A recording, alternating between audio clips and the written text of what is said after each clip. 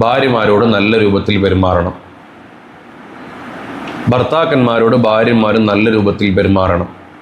ഇന്ന് പല സ്ഥലങ്ങളിലും ഇല്ലാതെ പോകുന്നതാണ്. ഭാര്യ ഭർത്താക്കന്മാർ തമ്മിൽ തന്നെ പല രൂപത്തിലുള്ള പ്രശ്നം.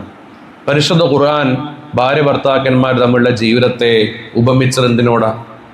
പരിശുദ്ധ ഖുർആൻ പറഞ്ഞില്ലേ, ഹുന്ന ലിബാസുൻ ലക്കും വഅൻതും ലിബാസുൻ ലഹുന്ന എന്ന് പറഞ്ഞാൽ അതിൻ്റെ അർത്ഥം എന്താ? നമുക്കതിനെ എങ്ങനെ വായിക്കാൻ പറ്റുന്നത്? ഭാര്യ ഭർത്താവിനും ഭർത്താവ് ഭാര്യയ്ക്കും പരസ്പരമുള്ള വസ്ത്രങ്ങളാണ് എന്നുള്ളതാണ്. എന്താണ് വേറൊരു പദത്തോടും ഉപമിക്കാതെ വസ്ത്രത്തോട് ഉപമിക്കാനുള്ള കാരണം? ഖുർആൻ വെറുതെ ഒന്നിനും ഉപമിക്കൂല. ഒരു കാര്യമില്ലാതെ ഖുർആൻ വെറുതെ ഒരു ലഫ്ള് കുത്തിച്ചേർക്കൂല. എന്തുകൊണ്ടാണ് പരിശുദ്ധ ഖുർആൻ വസ്ത്രത്തെ ഉപമിക്കാനുള്ള കാരണം? വസ്ത്രം നമ്മൾ എന്തിനാ ഇടുന്നത്? വസ്ത്രം ഇടുന്നത് രണ്ട് കാര്യങ്ങളാണ് പ്രധാനമായിട്ട്. ഒന്നെന്താ? നമ്മുടെ കുറവുകൾ മറച്ചു വെക്കും. ഞാൻ ഈ ഖമീസ് ഇടുമ്പോൾ എൻ്റെ ശരീരത്തിൽ വല്ല മോശപ്പെട്ട വല്ല അസുഖങ്ങളുണ്ടെങ്കിൽ, വല്ല ചൊറിയോ ആ രൂപത്തിൽ കാണപ്പെടാൻ പറ്റാത്ത, മറ്റുള്ളവർ കാണുമ്പോൾ ഒരു ബുദ്ധിമുട്ട് വരുന്നതിന് കുറവുണ്ടെങ്കിൽ അതെൻ്റെ വസ്ത്രം മറക്കുന്നു. നല്ല വസ്ത്രമാണെങ്കിൽ പുറത്ത് നല്ല ഭംഗിയായി. രണ്ടാമത്തെ, പുറമേയിൽ നിന്ന് എൻ്റെ ശരീരത്തെല്ലാം കാക്കുന്നു.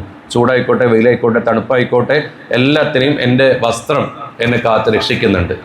ഇതൊരു ഉദാഹരണം പറയാം. ഇതേപോലെയാണ് ഭാര്യ ഭർത്താക്കന്മാർ തമ്മിലുള്ള ജീവിതം. മറ്റുള്ളവരിൽ നിന്ന് ഭർത്താവിൻ്റെ രഹസ്യങ്ങൾ മറച്ചു വെക്കുക, മറ്റുള്ളവരിൽ നിന്ന് ഭാര്യയുടെ രഹസ്യങ്ങൾ മറച്ചു വെക്കുക. എൻ്റെ ഭാര്യ ഇങ്ങനെയാണ് എന്ന് പറഞ്ഞ് പഞ്ചായത്തിൻ്റെ സംസാരം ഉണ്ടാവാൻ പാടില്ല. എൻ്റെ ഭർത്താവ് ഇങ്ങനെയാണ് എന്ന് പറഞ്ഞ് അങ്ങാടിയിൽ ഭർത്താവിനെ കൊച്ചാക്കാൻ പാടില്ല, അല്ലെങ്കിൽ വീട്ടിൽ മറ്റുള്ള അങ്ങളുടെ മുമ്പിൽ കൊച്ചാക്കാൻ പാടില്ല. പലപ്പോഴും നടക്കുന്നുണ്ട്. പല ഭാര്യമാരും ഇത് കാരണം ബുദ്ധിമുട്ടുന്നുണ്ട്. മറ്റുള്ളവരുടെ ഇടയിൽ നിന്ന് ഭാര്യയെ നമ്മൾ പരിഹസിക്കപ്പെടുന്നു. ഭർത്താവിൻ്റെ കുറവുകൾ കുടുംബാംഗങ്ങളോട് പറയുന്നു. എൻ്റെ ഭർത്താവ് അങ്ങനെയാണ്, എൻ്റെ ഭർത്താവ് ഇങ്ങനെയാണ്, ഇത് കാര്യപ്രാപ്തി ഇല്ലാത്ത ആളാണ്, അയാൾ അങ്ങനെയാണ് ഇങ്ങനെയാണെന്ന് പറയുന്നു. ഇവിടെ മോളെ നീ ഭർത്താവിന് വസ്ത്രമാകുന്നത്? ഭർത്താവിന് വസ്ത്രമാവണമല്ലോ. ഭർത്താവിന് കുറവുണ്ടെങ്കിൽ അത് കുറവ് മറക്കാനുള്ളതല്ലേ നീ? ഭാര്യയ്ക്കൊരു കുറവുണ്ടെങ്കിൽ ആ കുറവ് മറക്കാനുള്ളതല്ലേ നീ? ഒരുമിച്ചിരിക്കുമ്പോൾ എന്നും പറഞ്ഞോളൂ, ഒരുമിച്ചിരിക്കുമ്പോൾ എന്നും പറഞ്ഞ് കളിയാക്കാം, അതൊക്കെ ഓക്കെയാണ്. രണ്ടുപേരും മാത്രമാകുമ്പോൾ അതിൻ്റെ അപ്പുറത്തിരുന്നിട്ട് ഭാര്യനെ കഴിച്ച് അണക്കൊരു അന്തമില്ല, ഒരു ബുദ്ധിയില്ല. നിന്നെ കെട്ടിയ സമയത്ത് വേറെ ആരെങ്കിലും കെട്ടിയാൽ മതിയായിരുന്നു. ഇങ്ങോട്ട് കൂട്ടുകാരത്ത് പോയി പറയും, എൻ്റെ ഒരു പെണ്ണുങ്ങളുണ്ടല്ലോ, ആ പെണ്ണുങ്ങൾ ഇങ്ങനെയാണ്, എന്തിനാണ് ഞാനവളെ കെട്ടിയത്, ഓൾ ഇത്ര മോശമാണ്, എങ്ങനെ ഞാനോളിട്ട് മുന്നോട്ട് പോവുക, ബാക്കിയുള്ളവരെടുത്ത് പറയാം. എത്ര വലിയ തെറ്റാണ്, എത്ര വലിയ തെറ്റാണിത്.